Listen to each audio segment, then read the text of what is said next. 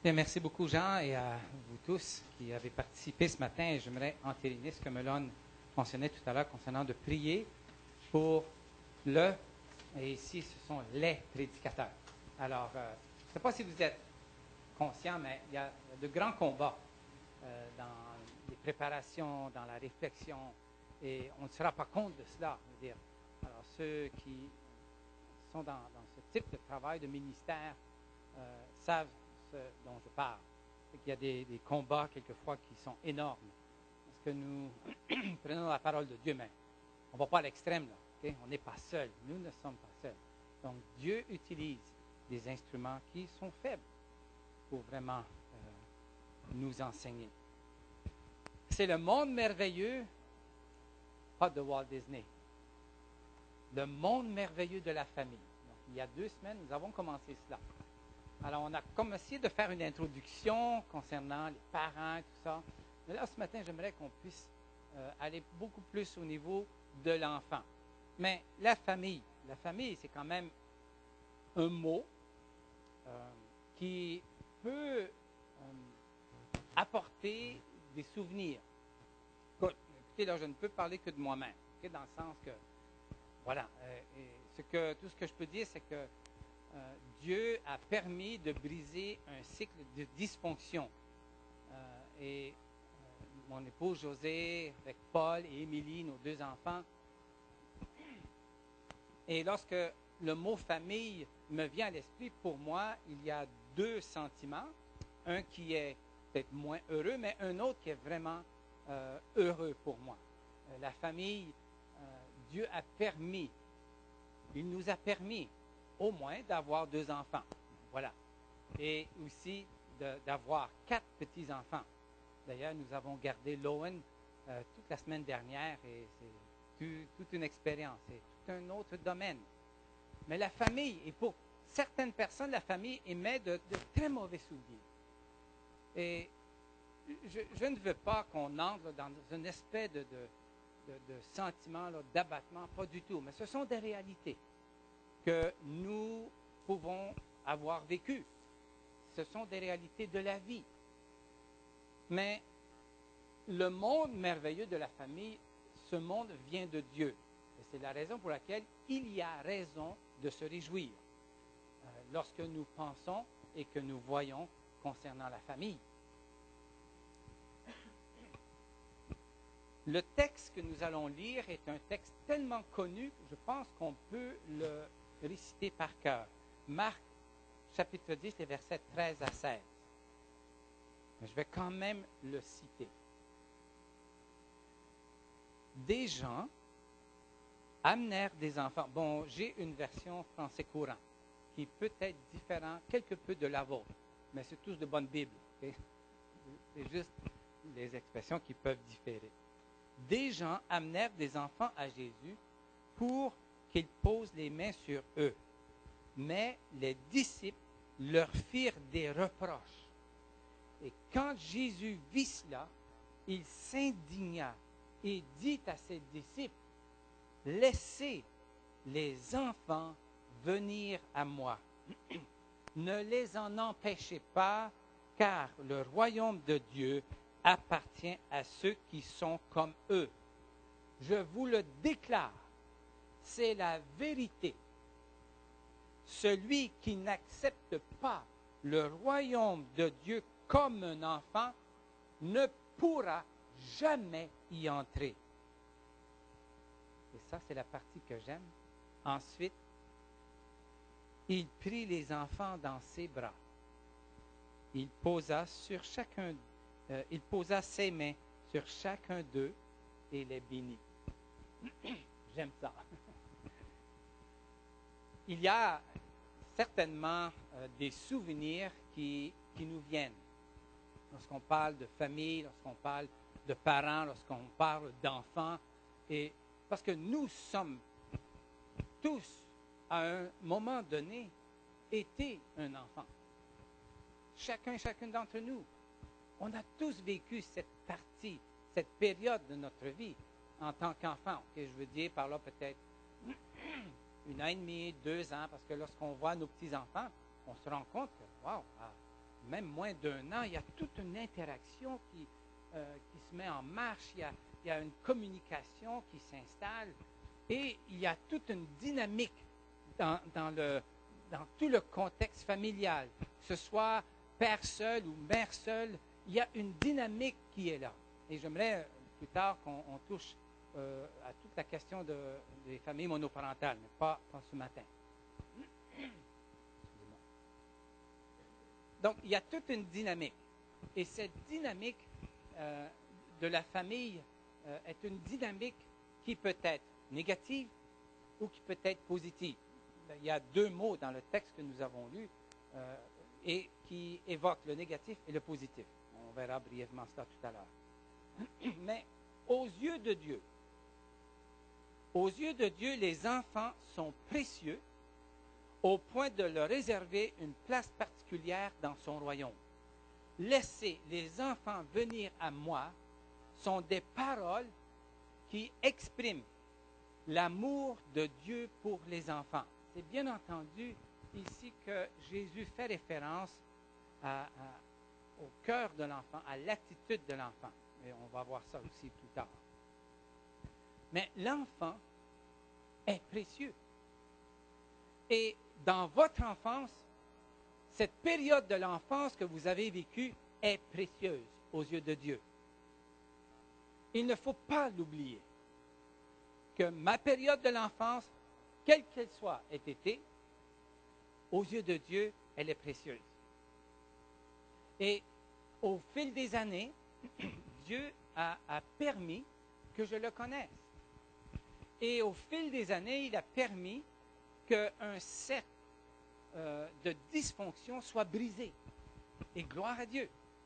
Et vraiment, je peux dire aujourd'hui, le monde merveilleux de la famille.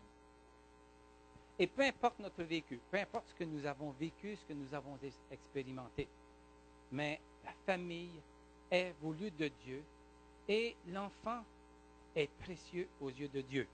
Il y a dans l'histoire de l'humanité, je ne vais pas m'étendre là-dessus, il y a une description, si vous lisez un peu l'histoire, si vous avez le cœur assez solide et les émotions assez bien ancrées, il y a une description des différents traitements réservés aux enfants et en particulier, je dirais dans l'Antiquité, mais il ne faut pas oublier aussi aujourd'hui. Okay? Ça n'élimine pas les réalités d'aujourd'hui. Mais en tout cas, que ce soit la Grèce, que ce soit la période de l'Antiquité Grèce, romaine, ces pays qui, selon les historiens, considéraient les enfants comme des objets à utiliser. Je vous passe les détails, bien entendu. Les objets, souvent, étaient des objets sexuels. Et les paroles de Jésus se sont fait entendre pendant une période de l'histoire, sa période, là où Jésus a vécu, où les enfants étaient maltraités, où les enfants, plusieurs, pas tous bien entendu, mais étaient utilisés comme esclaves. Et les disciples qui suivaient Jésus connaissaient bien la manière dont on traitait les enfants. On dit que la population d'esclaves dépassait les millions.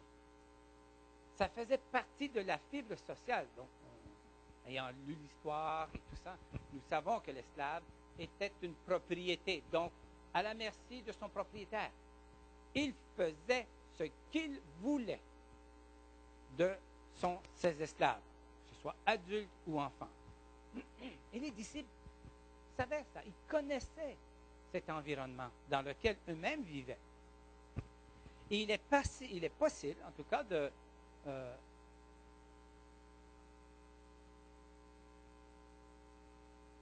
que leur façon, je parle des disciples, leur façon de voir l'enfant a été quelque peu influencée par leur époque, dans laquelle l'enfant était peu considéré temps de Jésus.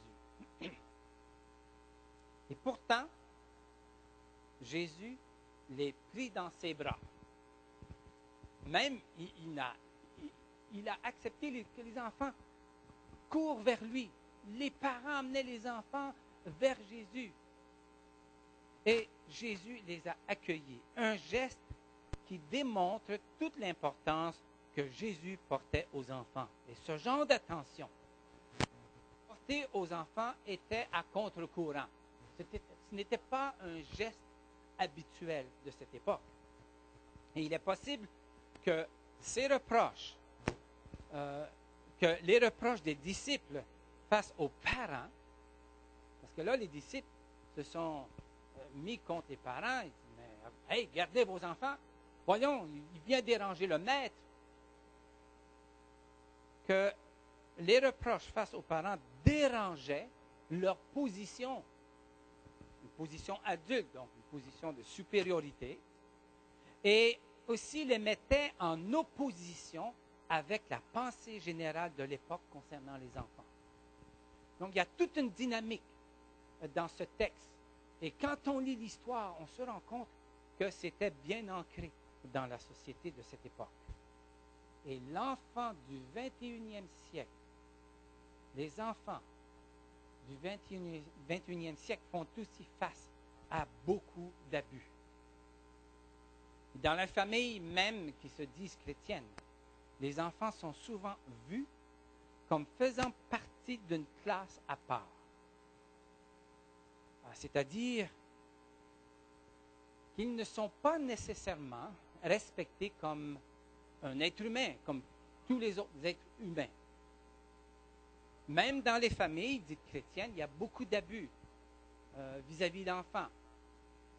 Peut-être qu'il n'est pas physique, mais il est psychologique.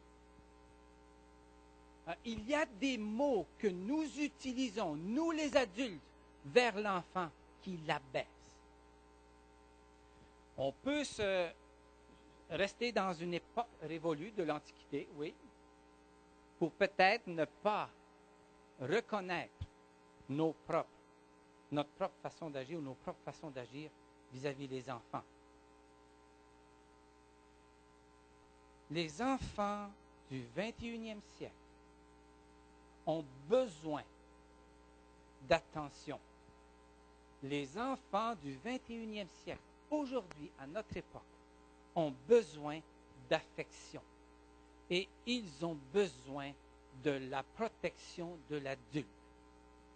J'ai beaucoup de difficultés à parler de cela, bon, peut-être à cause des événements récents où 2 enfants ont carrément été assassinés. Bon, je passe ça.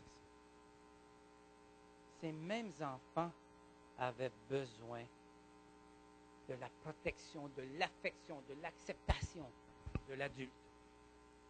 Et lorsque nous avons, nous, les enfants, si Dieu nous le permet, nous avons cette responsabilité. Et aux yeux de Dieu, nous sommes les protecteurs de l'enfant. Mais je dis que même si nous n'avons pas, nous, été protégés, Dieu a veillé sur nous. Dieu a veillé sur nous en tant qu'enfants. Si nous avons subi quelque abus que ce soit.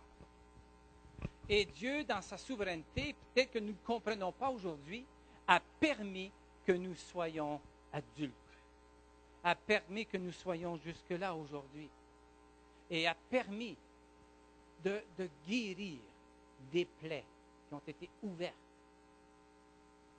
Et Dieu peut briser et veut briser des cercles vicieux.